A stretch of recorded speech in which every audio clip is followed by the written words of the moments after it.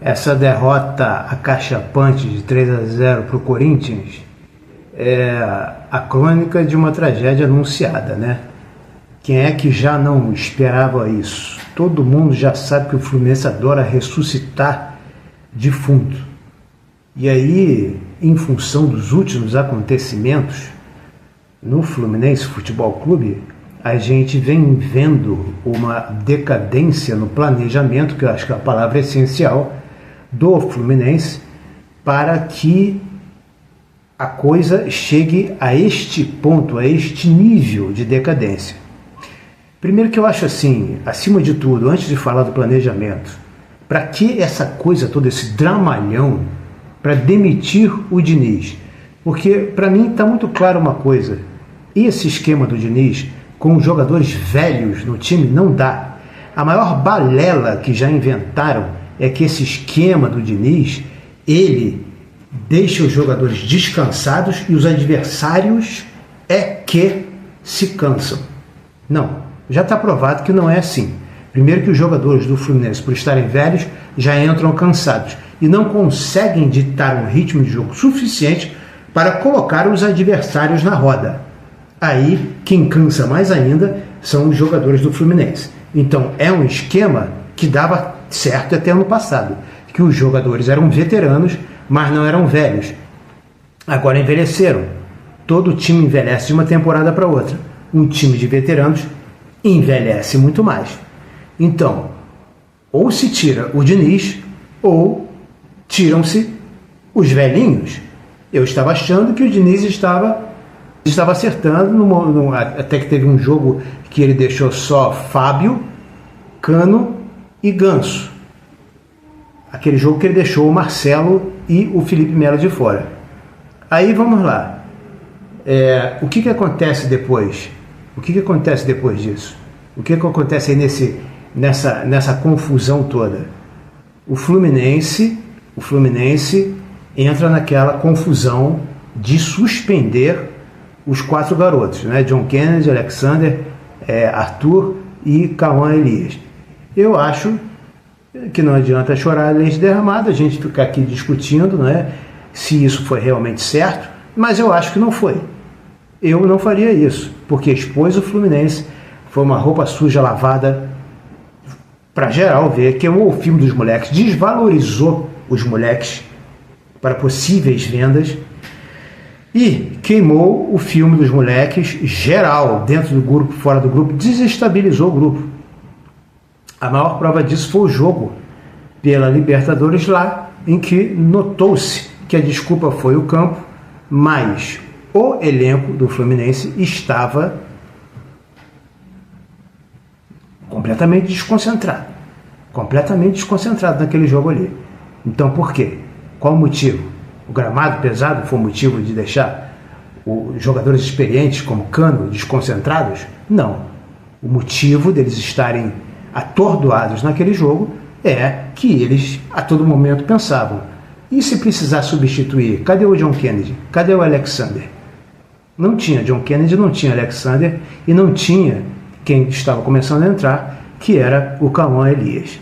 Então, no meu modo de ver, foi um erro, assim, às vésperas de levar para um jogo que é o ápice do planejamento do Fluminense, a Libertadores, o Fluminense me toma esta atitude às vésperas de um jogo de Libertadores.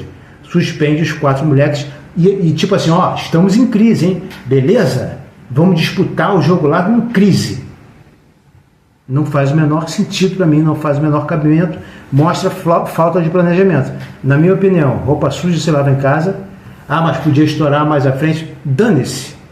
Entendeu? A mentira serve para ser contada, principalmente nessas situações políticas de bastidores e que a gente nunca sabe de nada. Porque a gente não sabe das tramóias dos empresários, não sabe nem se isso aí foi feito de propósito para vender esses 4 moleques de uma vez. Então, o Fluminense é muito transparente, tudo que acontece no Fluminense todo mundo sabe. A gente sabe que não é bem assim. A gente sabe que não é nem um pouco assim. A gente não conhece as atitudes dos empresários. A gente não sabe se eles escalam o time e por isso que o Diniz vive fazendo merda nas escalações. A gente não sabe. A gente não sabe de bastidores. No meu último vídeo, eu falei sobre isso. Aí você tira os bastidores, tá? Não foi bastidor, não foi intervenção de bastidor, não foi nada disso não. Foi realmente só aquilo ali. Pô, o Fluminense precisa fazer isso? O Fluminense precisa chegar e explanar dessa maneira? O Fluminense instaura uma crise propositadamente, é o que parece. Eu não vejo outra maneira. Por que cargas d'água o Fluminense fez isso? Às vésperas do planejamento máximo, daquilo que é a cereja no bolo do planejamento, o Libertadores, o Fluminense entra em crise de propósito? Pô, bicho, resolve isso internamente. Desconta no bolso dos moleques 50% de multa, já que não pode fazer as duas coisas, multar e deixar de fora. O Fluminense deu um tiro no pé, foi prejudicado lá no Paraguai e, obviamente, hoje, contra o Corinthians também. O que se viu foi um time patético, sem gana, sem raça, sem vontade de ganhar, sem vontade de vencer. E o Diniz, como sempre, escalando mal, observando mal o jogo e substituindo mal. O auge, o cúmulo, foi colocar o Renato Augusto, um jogador que estava sendo reverenciado e trocando carinhos com a torcida do Corinthians. O Diniz não é psicólogo? Como é que ele bota um jogador desse em campo? Esse cara vai entrar com que vontade de matar o adversário? Se ele está lá trocando carinhos com o adversário, tanto com os jogadores quanto com a torcida. O jogador tem que entrar com sangue nos olhos. Como é que Renato Augusto vai entrar assim? Aliás, esse cara já deu no meu saco, esse tal de Renato Augusto. Eu fiz um vídeo dele aqui achando que ia dar bom, porque ele nasceu no mesmo dia do preguinho. Mas pra mim já deu, foi merda. Esse cara não tem história nenhuma com o Fluminense, entendeu? Parece que jogou futebol de salão aí há 200 anos atrás no Fluminense, mas a história dele é com o Flamengo e com o Corinthians. Esse cara, meu irmão, não tem mais espaço no Fluminense. Não tem. E aí, agora como é que o Fluminense vai se haver com esse problema todo aí? Sem o André? Hein? Sem o André. E aí, vai continuar sem John Kennedy, sem Alexander e sem Cauã Elias? Tá de sacanagem com a minha cara, né, Fluminense? Tá de sacanagem. E esse dramalhão todo aí com o Fernando Diniz? Ah, não, mas é porque tá tudo acertado com o Thiago Silva. E o Thiago Silva e eu, Mário Bittencourt, Diniz e Thiago Silva já acertamos tudo, estamos esperando ele. Então pega a porra do telefone agora e fala: Thiago Silva, tu vem ou não? O Mário Bittencourt falando: tu vem ou não? Ah, não, espera mais uma semana, não dá não, porque aí eu vou admitir o Diniz. Tu vem, senhor Diniz? Ah, não vou não, vou. Aí resolve logo a porra. Que o Diniz não tem mais condições de continuar no Fluminense. Não tem mais condições, porque ele não barra os caras que tem que barrar. E ele não bota quem tem que botar. Porra, será que ninguém vê essa caceta? Eu acho que o Diniz, muito obrigado, bicampeão carioca, entendeu? Campeão da Libertadores, campeão da Recopa, porra, o Diniz é o máximo. Mas já deu, meu irmão, coisa mais normal, vai embora agora. Daqui a 2 anos volta, qual é o drama? Renato Gaúcho já foi e voltou quantas vezes do Fluminense? Abel Braga já foi e voltou quantas vezes do Fluminense? Joel Santana já foi e voltou quantas vezes do Fluminense? Diniz daqui a 2 anos volta, qual o problema? Ele que agora vai implementar o dinizismo dele para ver se funciona em outro lugar. Onde ele obteve sucesso foi aqui no Fluminense. Realmente. Pronto, já fez sucesso, chegou até a seleção brasileira. O dinizismo é uma coisa que todo mundo conhece. Mas no Fluminense não está prestando mais. Está sendo alguma coisa nociva. Chega, já deu. Para que esse drama? Simplesmente fala: Diniz, vamos ficar por aqui, a gente procura. Agora, não pode ser o Zé das Couves, né? O treinador, né? Tem que ser Renato Gaúcho, que está mal lá no Grêmio, né? Ou o Grêmio está mal com ele. Pelo amor de Deus, né?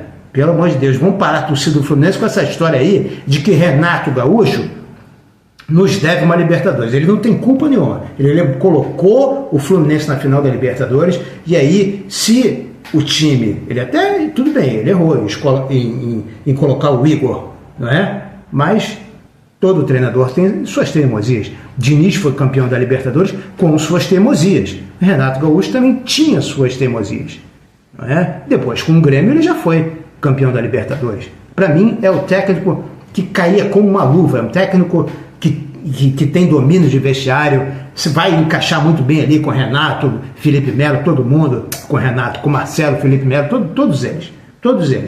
O Renato Gaúcho é perfeito, entendeu?